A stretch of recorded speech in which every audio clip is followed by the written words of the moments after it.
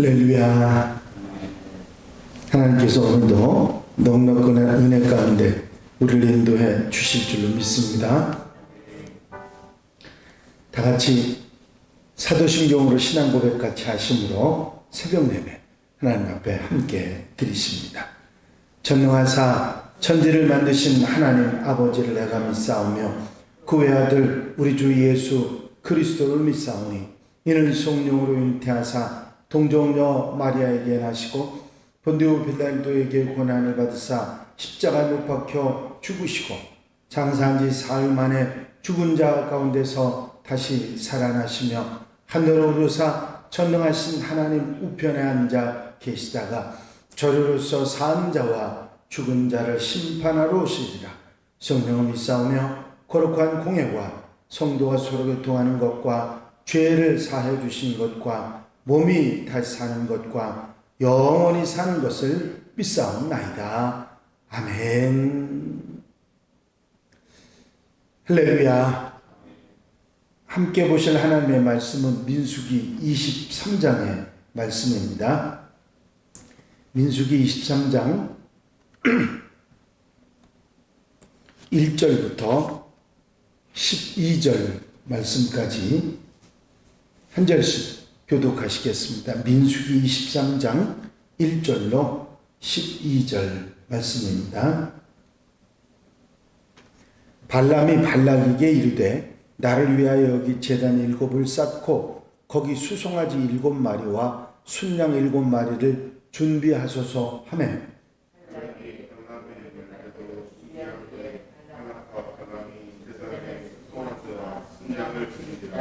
발람이 발락에게 이르되 당신의 번제물 곁에 서소서 나는 저리로 가리이다. 여호와께서 혹시 오셔서 나를 만나시리니 그가 내게 지시하시는 것은 다 당신에게 알리리이다 하고 언덕길로 가니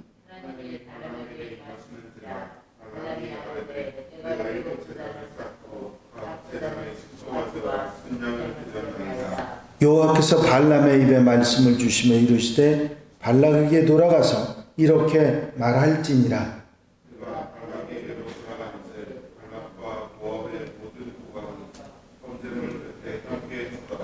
발람이 예언을 전하여 말하되 발락이 나를 아람에서 모압 왕이 동쪽 산에서 데려다가 이르기를 와서 나를 위하여 야곱을 저주하라 와서 이스라엘을 꾸짖으라 하도다.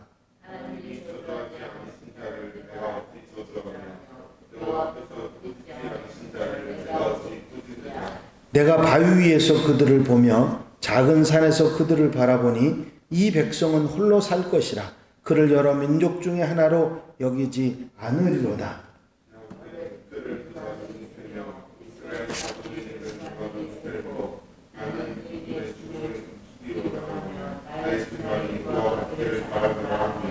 발락이 발람에게 이르되 그대가 어찌 내게 이같이 행하느냐 나의 원수를 저주하라고 그대를 데려왔거늘 그대가 오히려 축복하였도다.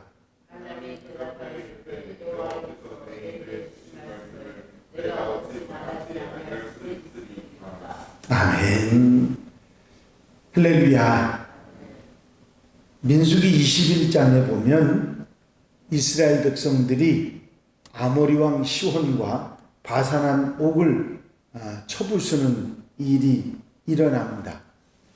사실 이렇게 요단강 동쪽에 있는 그 나라들을 그 이스라엘과 함께 전쟁을 할 수밖에 없었던 이유는 그들이 서쪽에 가나안 땅으로 들어가는 것을 들어가기 위해서는 그들의 땅을 통과해야 했는데 그 통과하는 것을 허락해 주지 않았기 때문입니다. 에돔은 형제국이라고 해서 돌아가게 됐고 아모리 왕 바산 왕은 막기 때문에 전쟁을 일으켜 그들을 이길 수밖에 없는 상황이 됐습니다. 이제 뒤이어서 모압 왕 발락과 그리고 선지자 발람의 이야기가 22장부터 나와 있습니다.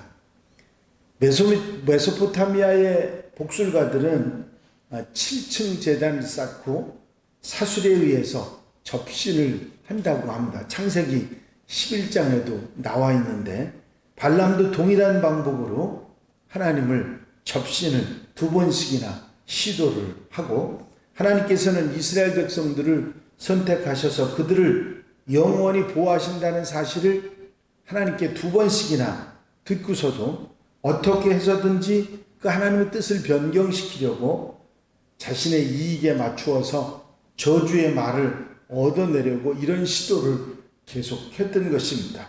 이것은 무당들이 자신들이 섬기는 신을 구슬러 가지고 자신들이 원하는 복을 주도록 만드는 소위 주술신앙적 행동이라고 말할 수 있을 것입니다. 따라서 한글 성경만 보고 발람이 여호와 하나님을 알고 있었다고 해서 그를 하나님의 선지자라고 잘못 생각하는 분들이 있는데 그것은 잘못된 것이지 발람은 단지 하나님을 주술신앙의 대상인 잡신들이 하나로서 간주한 것이라는 사실을 분명히 알 수가 있습니다. 우리가 신앙생활하면서 조심해야 될 것이 이런 기복신앙입니다. 자신의 축복을 위해서 하나님을 이용하는 그런 신앙이죠. 하나님은 이런 발람 선지자 같은 믿음을 가진 이들을 용납하지 않으시는 분입니다.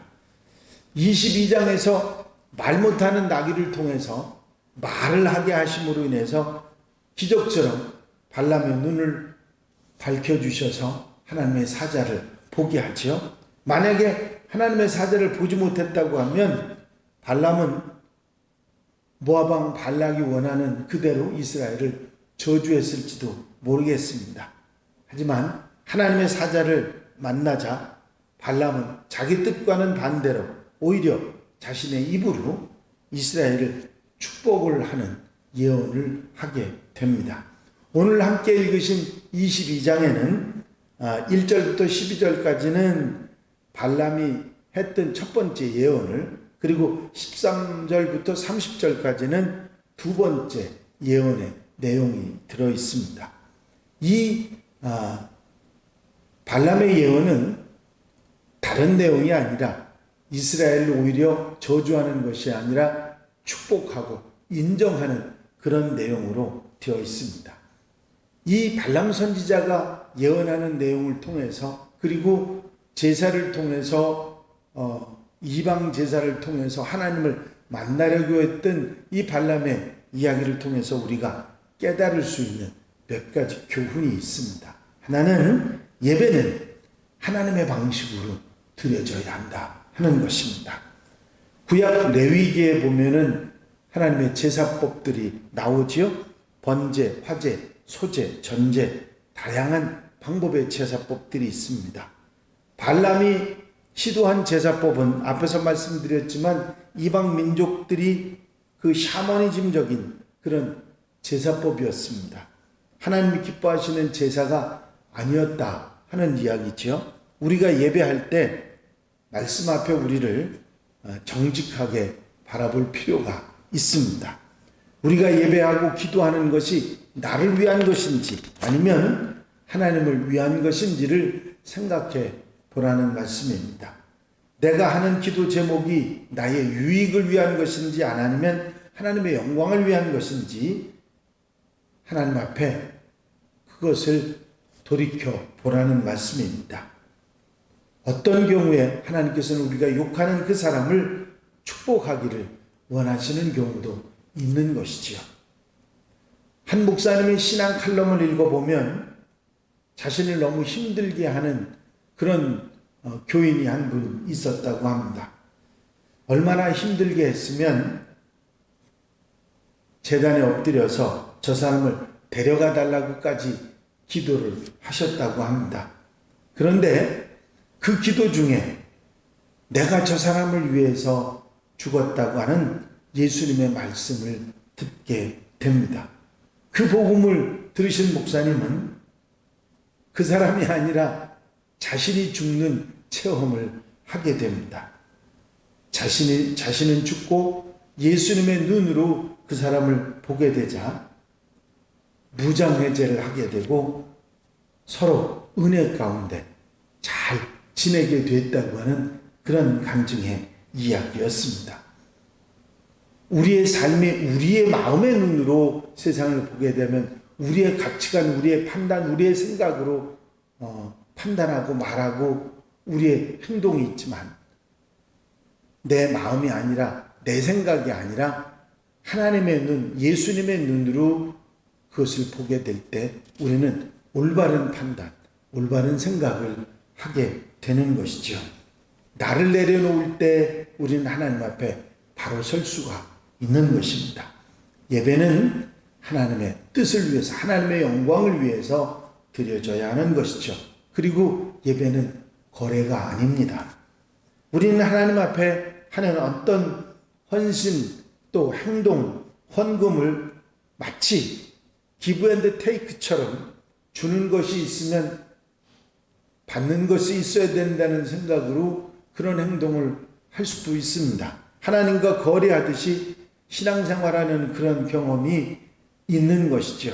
기도 많이 하고 헌금 많이 하고 봉사 많이 하면 하나님이 복 주실 것이라는 그런 기대감을 갖는다는 것이죠. 오늘 발람 선지자가 드리는 이 제사는 어찌 보면 거래하는 것과 같다고 생각할 수 있습니다. 제물로 신을 어루고 달래서 원하는 것을 얻고자 했기 때문이죠. 모압 왕 발락은 그런 의도로 이스라엘을 저주해달라는 목표를 발람에게 주었던 것이죠. 그리고 그렇게 예배하고 그렇게 기도하라고 요구를 했습니다. 그 결과를 꼭 이루어 달라는 것이죠. 이런 발람의 모습이 때로 우리의 모습이 아닌가 우리는 돌아볼 수 있어야 됩니다. 예배는 거래가 아닙니다. 그것을 우리가 바로 깨닫고 예배의 사람이 되어야 한다는 것이죠. 나의 원하는 것을 얻기 위해서 예배를 드리는 행위는 올바른 동기에서 출발하지 않았기 때문에 그것은 문제가 되는 예배 행위가 될 것입니다. 목표를 정해놓고 하나님 앞에 구하는 것이 아니라 하나님의 뜻을 따르고 하나님의 뜻에 맡기는 것이 올바른 신앙인의 모습일 것입니다. 겟세마네 동산에서 주님께서 기도하시던 모습을 기억하시죠? 아버지여, 내가 마시지 않고는 이 잔이 내게서 지나갈 수 없거든 아버지의 원대로 되기를 원하나이다. 3번씩이나 아버지의 원대로 하옵소서, 하나님의 뜻대로 하옵소서 하는 예수님의 기도를 우리는 기억하고 우리가 예배하며 바라는 것은 내 뜻이 아니라 주님의 뜻이 이루어지기를 바라는 그런 신앙인, 성숙한 신앙인의 모습을 보여야 될 것입니다. 이런 우리의 자세를 하나님이 기뻐하시고 우리의 삶을 하나님의 뜻을 따라 아름답게 복주시고 인도해 주실 것입니다. 그때 우리가 잘못된 또 어리석은 삶의 모든 모습들을 용서받고 그리고 하나님의 축복 속에 살아갈 수가 있는 것이죠. 우리는 제사와 예배를 생각할 때 내 중심, 내 욕심, 내 마음이 아니라 하나님 중심의 예배, 하나님께 영광 돌려드리는 하나님의 뜻을 따르는 그런 예배와 기도의 삶을 회복해야 될 것입니다. 예배가 올바로 회복되면 그 예배에 성공하면 인생을 바로 살 수 있고 승리할 수 있는 것입니다. 하나님이 이끄시고 하나님이 원하시는 예배, 하나님 중심의 예배가 우리의 예배가 되어야 될 것입니다. 예배는 내 욕심대로 기브 앤드 테이크 하는 것이 아니라 하나님께 드리는 나의 정성과 나의 마음과 나의 헌신입니다. 이 사실을 우리는 절대로 잊어버려서는 안 됩니다. 예배는 하나님 중심이어야 하고 내가 원하는 것을 이루는 것이 아니라 하나님의 뜻을 이루기 위한 것임을 결코 잊지 않을 때 우리는 올바른 예배의 사람이 되고 바로 내가 하나님의 사람이 그렇게 올바로 될 때 하나님의 축복의 사람이 될 수가 있는 것입니다.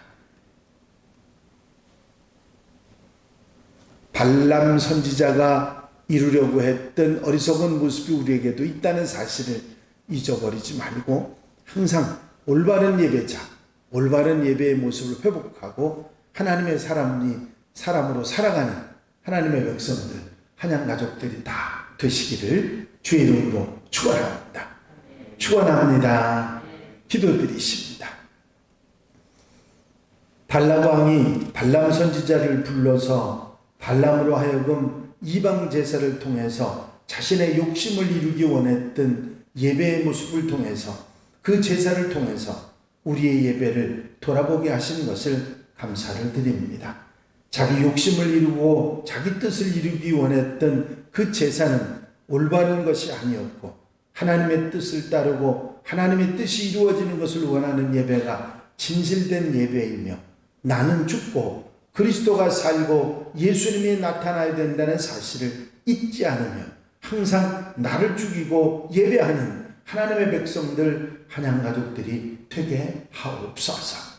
그리하여 삶 속에서 하나님께 영광을 돌려드리며 주님의 뜻을 따라 하나님의 백성으로 따라 살아가며 하나님의 은혜를 입고 하나님의 축복을 받고 사는 하나님의 백성들 되게 하옵소서.